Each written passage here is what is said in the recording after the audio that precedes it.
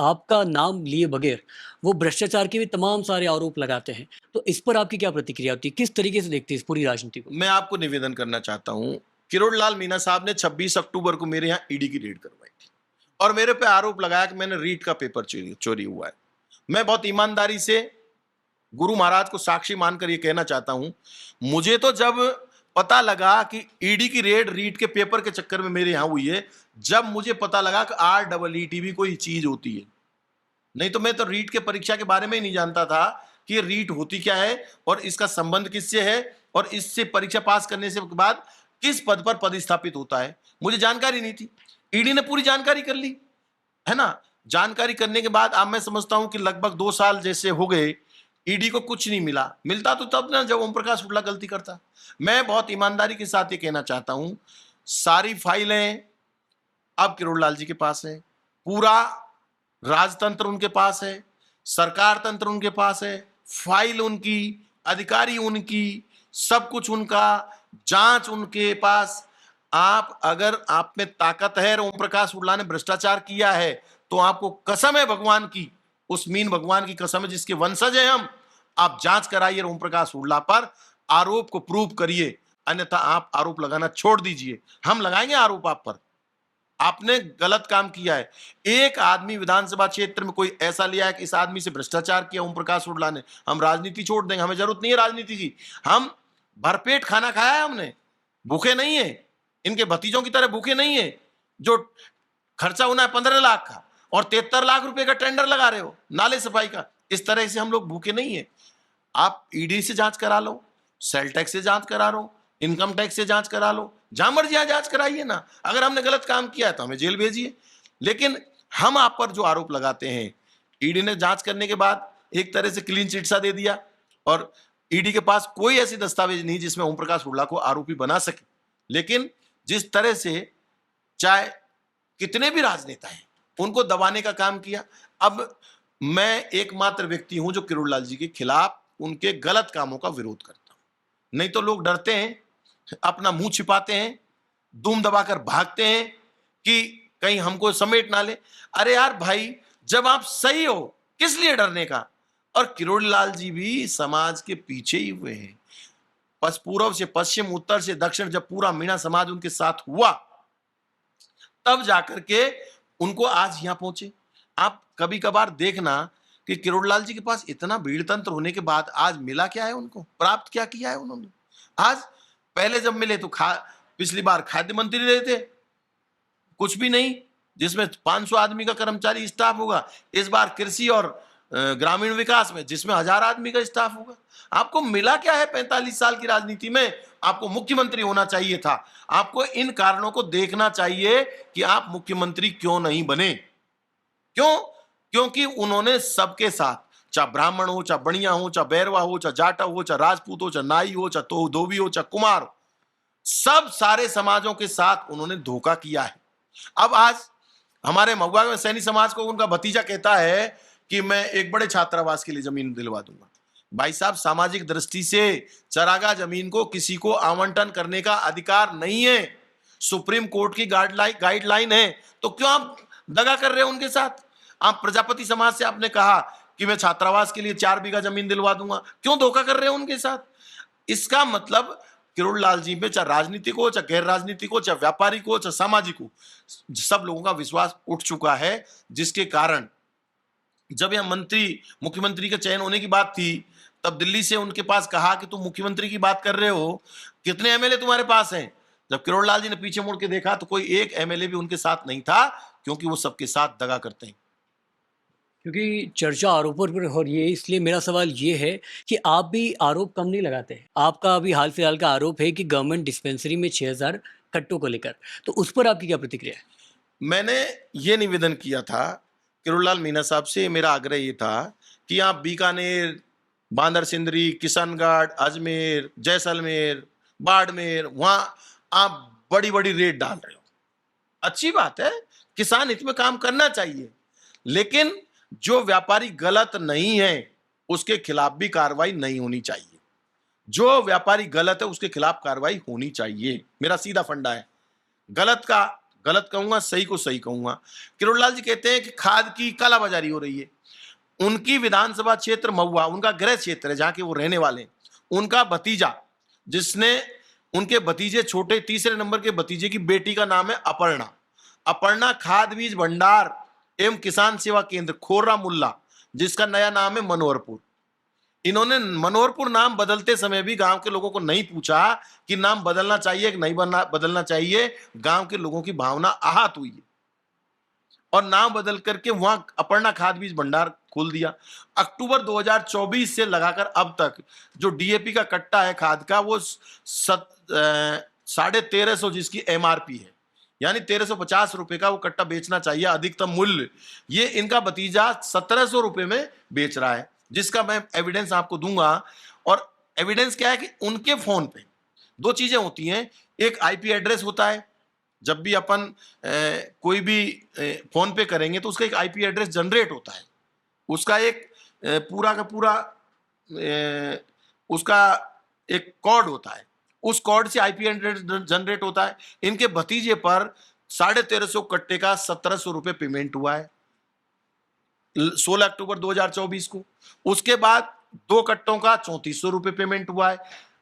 3 उसने 5 कट्टे लिए, 2 कट्टों का इन्होंने 1700 रुपए के हिसाब से 3400 रुपए इन्होंने कैश पेमेंट किया है।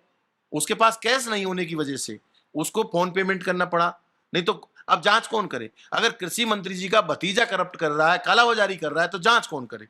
अब महुआ में व्यापारियों की पोजीशन यह है कि उन्होंने खाद बेचना बंद कर दिया। क्यों बंद कर दिया?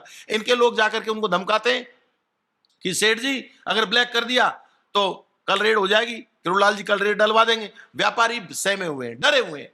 क्यों?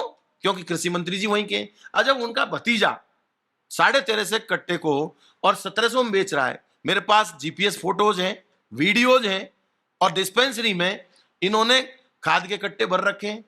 मेरे पास एविडेंस के साथ बोलता हूं। ओम प्रकाश उल्ला बिना साक्ष्यों के नहीं बोलता, नहीं तो कोर्ट में जाकर मुझे कोई भी उलझा देगा, और मैं किसी कीमत पर उलझना नहीं चाहता। जीपीएस फोटो का मतलब है उसी दिन, मैं समझता हूं 13 जुलाई का फोटो, सुबह 6 बजे 11 मिनट पे फोटो है वहां का, और वहां दुकान है, दुकान के ऊपर बोर्ड लगा रखा है और लिख रखा है अपर्णा खाद बीज भंडार। तो और एविडेंस क्या चाहिए? मेरा किरोड़लाल मीणा साहब से एक अनुरोध है कि आप अगर किसानों के सच्चे हितैषी हो तो आपका भतीजा जो चोरी कर रहा है 1350 की खाद के कट्टे को 1700 में बेच रहा है, सबसे पहले रेड उस पर कराइए, उसके खिलाफ कार्रवाई करिए, तब जाकर हम मानेंगे आप किसी किसान हितैषी हो। वरना अगर आपने कार्रवाई नहीं की आपके भतीजी की फर्म पे, तो आप किसान हितैषी नहीं हो, आप परिवार हितैषी हो। और किरोड़लाल जी का तो एक ही नारा है जुनता कि मैं और मेरा परिवार, सिर्फ परिवार कल्याण चाहिए, उनको जन कल्याण नहीं चाहिए। वो सिर्फ परिवार कल्याण की चिंता करते हैं। उनकी धर्मपत्नी को टिकट दे दो, उनके भाई को टिकट दे दो, उनके भतीजे को टिकट दे दो। परिवार में वैसे तो मेरे हिसाब से मनोहरपुर जो महुआ विधानसभा क्षेत्र है उसको एक अलग राज्य का दर्जा दे देना चाहिए। मेरा एक सुझाव है, अलग राज्य का दर्जा दे करके और उसमें किरोड़लाल जी को मुख्यमंत्री बना दिया जाए, जगमोहन जी को गृह मंत्री बना दिया जाए, और आदरणीय गोलमा जी को महिला एवं विकास मंत्री बना दिया जाए, और हमारे राजेंद्र मीणा जी को मैं समझता हूं कि आंगनबाड़ी या कोई इस तरह का और 5-7 डिपार्टमेंट दे करके एक नया मंत्रिमंडल का गठन करना चाहिए। मेरा ऐसा मानना है। आपके क्षेत्र में लगातार आपके बीच में और किरोड़ीलाल मीणा के बीच में आमने सामने की बहस जारी है, और इसी का नतीजा है कि आप पे ईडी की रेड होती है। हालांकि इस पर आप जिक्र कर चुके हैं, लेकिन मैं तफसील अंदाज से समझना चाहता हूँ। ईडी की रेड होती है, आप पर कार्रवाई का प्रयास किया जाता है। किस तरीके की राजनीति, आखिर ये कौन सी गला काटने की राजनीति चल रही है वहाँ? मैं आपको निवेदन करना चाहता हूं कि राजनीतिक रूप से किरोड़लाल जी की दो ही चीज हैं। जातिगत जब बात आती है तो मीणाओं को तो राजनीति में बढ़ने से रोकना पहला उद्देश्य है किरोड़लाल मीणा साहब का। दूसरा, दूसरी जातियों का शोषण करना, उनकी जमीनों पर कब्जा करना, उनकी जमीनों पर हेलीपैड बनाना, उनकी जमीनों को लेकर के रैन बसेरा बनाकर उन पर कब्जा करना, इस तरह दूसरे समाज के लोगों को जबरदस्ती दबाव देकर उनका शोषण करना। तो दो तरह की राजनीति है। मीणाओं में उनकी राजनीति है राजनीतिक प्रगति को रोकना और दूसरी जातियों का शोषण करना। दो तरह की राजनीति किरोड़लाल जी की रही है। ईडी की रेड कराना मैं समझता हूं कतई न्यायोचित नहीं था। किरोड़लाल मीणा साहब बहुत बड़े आदमी हैं, उनको इस तरह का घटिया काम नहीं करना चाहिए था, लेकिन किया। उनकी मर्जी की बात है, करना अच्छी बात है, हम उसको शुभकामना देते हैं। हमारे क्षेत्रीय विधायक को भी शुभकामना देते हैं कि आप विकास के काम कराइए, हमने 5 करोड़ रुपए के कैमरे लगाए महुआ में, उन कैमरे को सबको बंद कर रखा है। अपराध मुक्त महुआ की बात करते हैं, वो भ्रष्टाचार मुक्त की बात करते हैं। अपराध, अगर वो अपराध मुक्त महुआ की बात करते हैं तो कैमरे चालू क्यों नहीं है जो ओम प्रकाश उल्ला ने 5 करोड़ रुपए के कैमरे लगाए? अगर भ्रष्टाचार मुक्त, जब ओम प्रकाश उल्ला ने तहसीलदार के ऑफिस में कैमरा, एसडीएम के ऑफिस में कैमरा, डॉक्टर की खोपड़ी पे कैमरा, बीडीओ के खोपड़ी के ऊपर कैमरा उनके ऑफिस में, जब आपको नायब तहसीलदार के उसमें कैमरा, आपके पीएचडी में एक्सीएन की खोपड़ी के ऊपर कैमरा, आपके पीडब्ल्यूडी में ऑफिस में खोपड़ी के ऊपर कैमरा, जब हमने पूरे सारे ऑफिसों को कैमरे की नजर में कर दिया, तो अब नए विधायक जी ने, चाचा भतीजा जो सरकार है, उसने उन कैमरे को बंद क्यों किया? मेरा प्रश्न है सीधा उनसे, भाई जब मैंने हर ऑफिस में कैमरा लगा करके और एसडीएम ऑफिस में सबको कनेक्ट कर दिया, मैं एसडीएम से कई बार लाइव बात करता था कि एसडीएम साहब 4 आदमी ये खड़े हैं, ये क्यों खड़े हैं, बात कराओ इनसे। सामने वाला आदमी कहता था को एमएलए साहब मैं काम से आया हूं, मेरा काम 2 दिन से नहीं हो रहा। एसडीएम साहब के सामने बात होती थी, मैं एसडीएम साहब को दोबारा फोन देता था और कहता था कि इसका काम क्यों नहीं हुआ, बताइए आप जवाबदार हैं। एसडीएम काम करता था, अधिकारियों को डर लगता था कि कैमरे की नजर में है सब लोग। मैंने मेरी विधानसभा क्षेत्र महुआ को एक इस तरह से डिजिटलाइज करने की कोशिश की, हमारे जितने 58 विद्यालय हैं, उस 58 विद्यालय के सब के क्लासरूम में कैमरा लगा करके, जैसे एक 40 बच्चे एक विद्यालय के एक कमरे में एक क्लास में पढ़ रहे हैं, 40 अभिभावक को उस सीसीटीवी कैमरे से जोड़ दिया कि वो घर बैठे देख सके कि उनकी बेटी आरती मीणा पढ़ रही है या नहीं पढ़ रही। ये व्यवस्था देने का हम लोगों ने काम किया। इन सारे कैमरे को बंद क्यों कर रखा है? इसका मतलब भ्रष्टाचार और भ्रष्ट से जुड़े हुए किरोड़लाल जी के परिवार के लोग हैं। अगर ओम प्रकाश उल्ला ने भ्रष्टाचार करता तो कैमरे नहीं लगाता, भ्रष्टाचार करता तो हर जगह मोबाइल नहीं देता, भ्रष्टाचार करता तो स्कूल के कैमरे को अभिभावक से नहीं जोड़ता।